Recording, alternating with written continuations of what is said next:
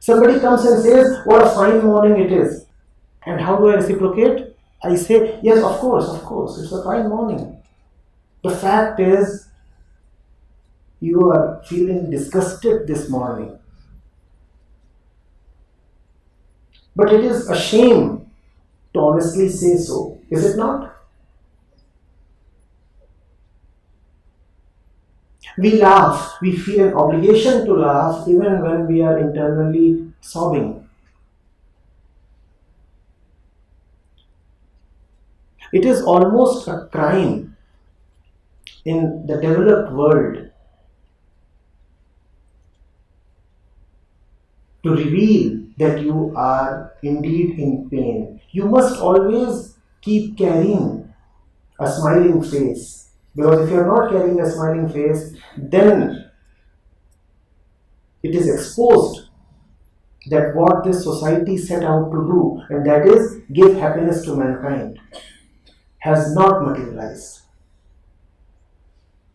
The whole purpose of maintaining an overarching social structure of markets determined by the society of this whole civilization is that man will be at peace. And if man truthfully starts stating that I am not at peace, then this whole structure will come crumbling down. So we all feel that need or that obligation, that pressure to not to expose our hurt, our trauma. We keep saying, oh, things are alright. We keep saying, oh, things are alright. Not only do we confess it to not to others, we don't even have the courage to confess it to ourselves. We stand in front of the mirror and we pretend as if everything is alright.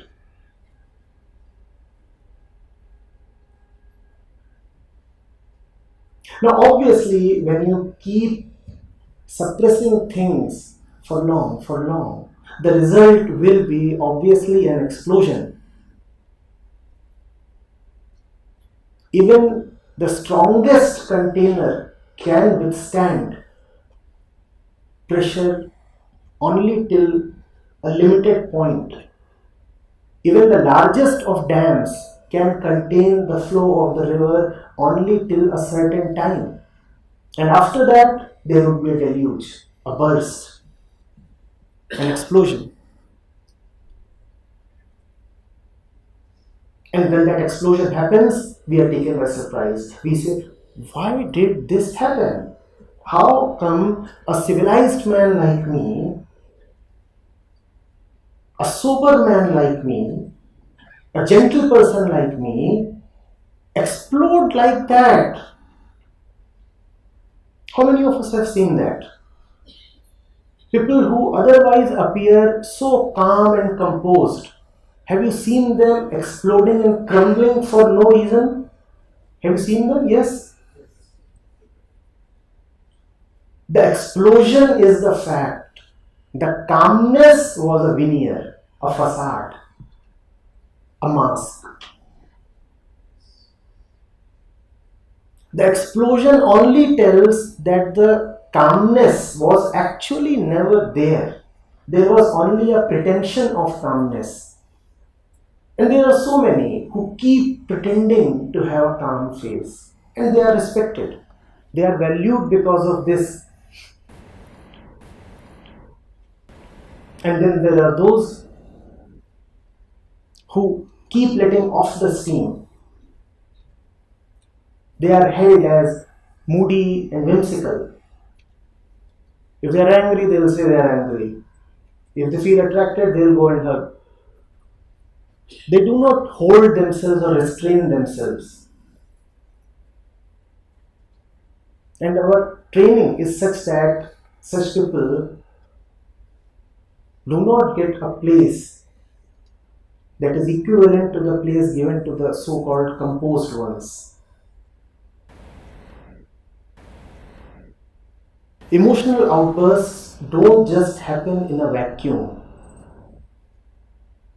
There is an entire process behind them. We talked of these 6 steps of that process. We said the mind, we said the body, we said fear and attraction, we said the naming as victimization, and then we talked of suppression. At any of these steps, the process can be stopped. But if you let the process continue, then the result will be that explosion. There are so many court cases in which the accused says, I do not even know how I pulled the trigger. You see, I'm a civilized man and I'm in a decent profession. I have never even abused anybody. I do not know how, in that fit, I could kill someone. He could probably kill only because he was over civilized. He could only kill probably because nobody ever saw him angry. When nobody ever sees you angry, then that anger will manifest itself in the ugliest of ways.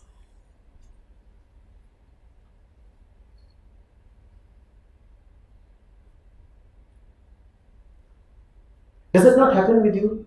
Are you often not surprised by your own sudden reactions and mood swings?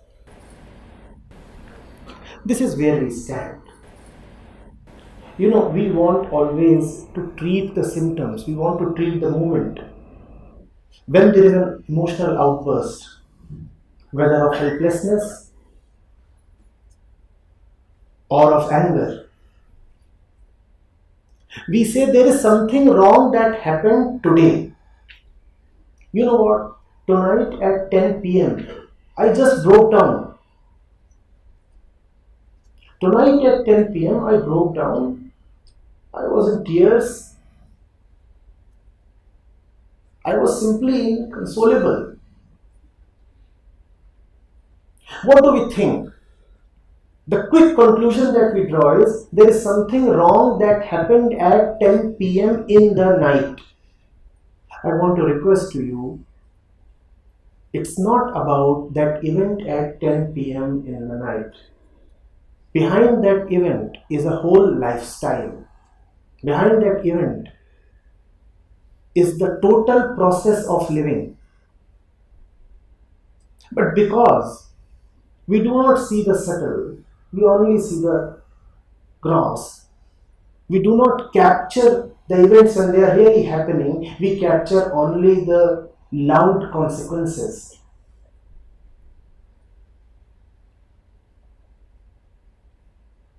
My request to you is, do not wait for the explosion. And if and when the explosion happens, kindly do not try to treat the explosion. Go a little deeper. We all are strong and intelligent. Display a little more courage. Go into the facts of your living. And there you will find all the reasons why one is overly emotional, why there is so much of neurosis, and why there is so much of instability. You will find all the reasons there in your moment to moment living, in your daily choices. In some sense, the brand of soap that you purchase determines how emotionally and otherwise stable you are. So do not think that anything in life is unrelated to the other things. Life is a total web in which everything is connected to everything else. Every single choice that you make is descriptive of how you are living and where you are heading to.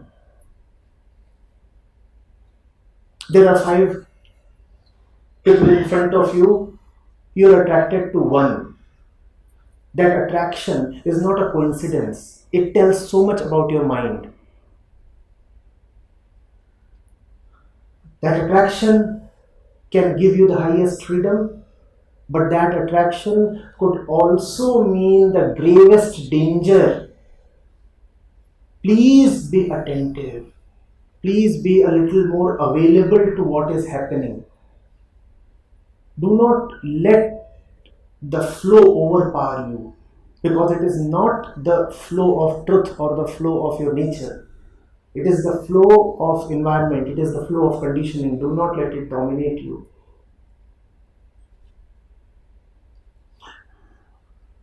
Are we together, or have I lost most of you?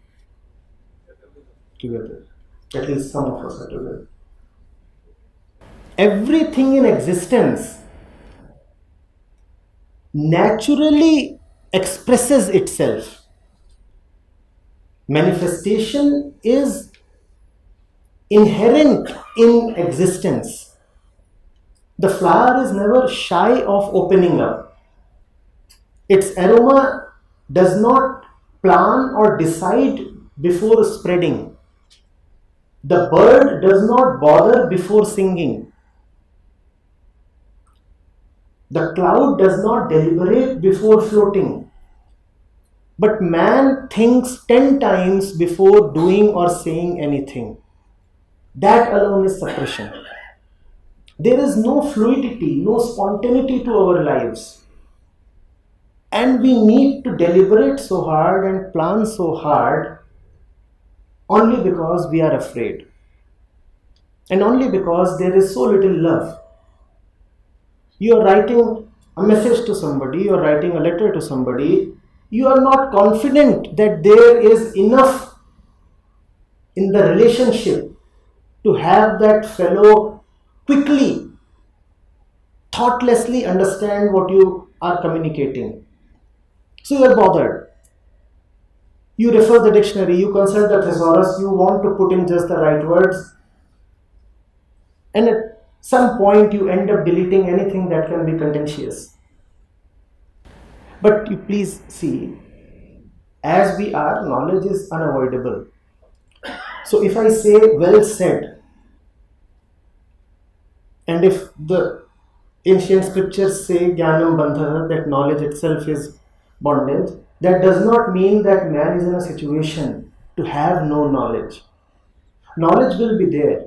The problem not really is the abundance of knowledge. The problem is the misplaced value we give to knowledge. We try to apply knowledge even in matters where knowledge is not applicable. We try to use the mind even in matters where mind should not be used. There is so little of the heart in our lives. The heart knows no knowledge. The mind knows only knowledge. Where there is knowledge, only there can you have calculation and conclusion. Where there is knowledgeless action, there is only action. No planning for the action. There is only realization, no conclusion. And that is why there is so little of insight in our lives. You look at the education that our students are getting. We train them to have ideas. But there is very little concern about how we are losing insight. Now, ideas always arise from the mind and ideas always have a past. Insight is something totally different. Ideas will always incorporate an element of fear.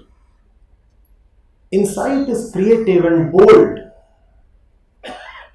Insight does not bother about what will happen as a result of the insight. Insight just comes. Now here it is. Fresh, new, careless, carefree rather.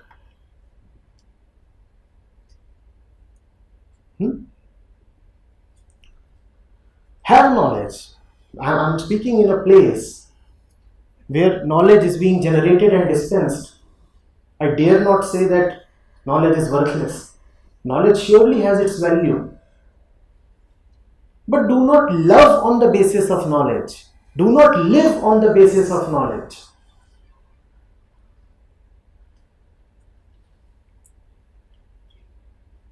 Hmm?